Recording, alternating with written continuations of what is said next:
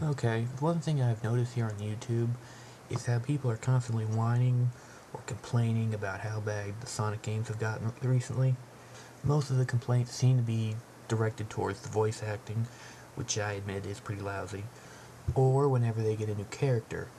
People often just complain like these new characters are pathetic, they're annoying, they serve no purpose, they add nothing to the current storyline, or maybe they're going to become so popular they'll overshadow one of the other more popular characters, something along those lines.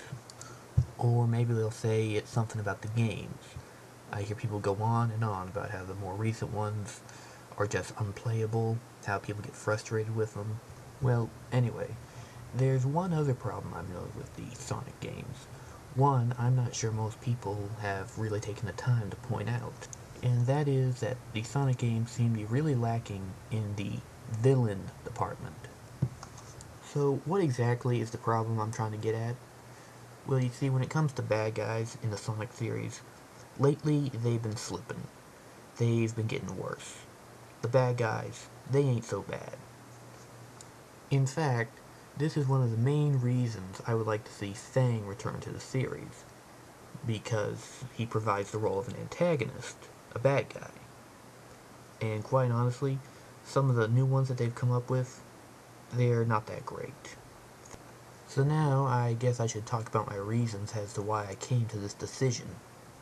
I guess I should start off with Sonic's original nemesis, Dr. Eggman, or as he is known to many older fans, Dr. Robotnik.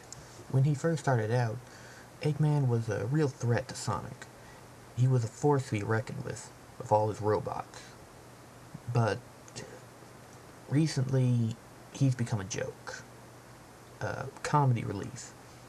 In fact, in the February issue of Nintendo Power, which talks about the new Sonic RPG game, the people behind the game were interviewed, and they said, and I quote, Eggman's been regulated to a comic relief for a while now. And that comes straight out of the magazine, I swear. However, they also claim that they're going to try to build him back up as a credible adversary. That is according to the magazine. Then you had Metal Sonic. Now this guy was a real badass. In fact, I think he was the first major badass bad guy Sonic ever had to go up against. However, after the game Sonic Heroes, it is said that he had his memory erased, wiped clean. And since then, he's pretty much just been working like a puppet for Eggman or whoever. And I'm pretty sure a lot of the longtime Metal Sonic fans would find that pretty upsetting when a character like him gets reduced to that kind of role. Now, there is a rumor going around saying that Metal Sonic's original memory still lies intact. However, it's still a rumor. But if it proves to be true, maybe he can be brought back to his original badass status. Next, we have Shadow and Rouge. When these two were first introduced, we were under the impression that they would be the new antagonist slash bad guys for the Sonic series. However, as time went by, they soon filled the role of being neutral characters. Neutral characters, by definition, are neither bad nor good. They only side with whoever offers them the best deal. And lately, they've been siding with Sonic and company, probably more times than I would think they would be. So as a result, they're really not considered bad guys anymore. Maybe friendly rivals, but that's about it. And they're still good characters. Still plenty interesting. Then you have the travesty known as Eggman Nega. I swear, out of all the characters that really irked me, that really upset me, this one takes the cake. He's probably got to be by far one of the worst ideas for a bad guy ever created. Technically, he's Eggman, but from a different dimension. Comes from the same place Blaze the Cat does. Appearance-wise, he looks just like regular Eggman, but different colors. His outfit's a different color, his mustache is a different color, but that's it. I mean, physically, his physical appearance looks almost identical. And, you know, if he's coming from a different dimension, you would think maybe they try to make him look completely and totally different. But no, they don't do that. And, you know, basically what they've done is just rebadging. They do it in the automotive industry all the time.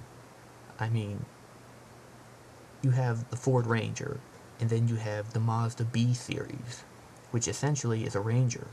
It's just dressed up like a Mazda. And that's essentially what they've done here. Rebadging. They essentially took the existing model of Eggman, changed him up, changed up the colorization, and gave him a whole new name. But you know what? It's still regular old Eggman to me. And that's one of the many reasons rebadging sucks. Oh, and as far as his personality goes, it's about the same. The only real difference is that Eggman Nega is presumed to be a little more insane. But I still find it stupid. I just do not like Nega. I think he's horrible. Horrible character.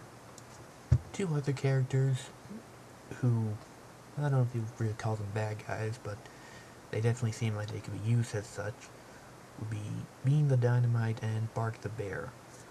They were two playable characters in the game Sonic Fighters.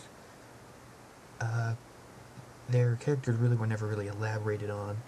They kind of came off as shallow, but the more I think about it, they would probably make some good comic relief bad guys.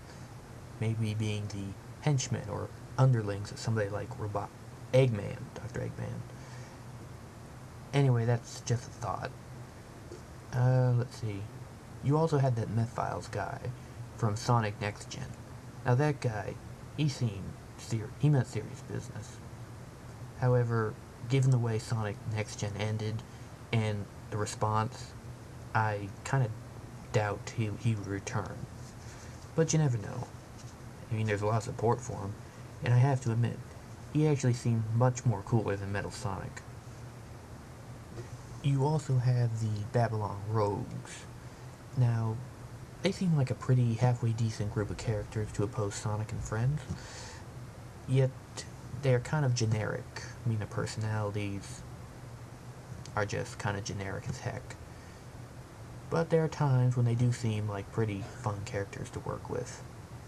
Lastly, one other problem I've come to notice is that there's just too many good guys, too many heroes in a Sonic series. Now, don't get me wrong, there's nothing wrong with having heroes, nothing wrong with good guys. But when you have too many of them and only like one bad guy, that really throws things out of whack. It creates what I would like to call being unbalanced. And when things are unbalanced, that's when you start to have problems with the game.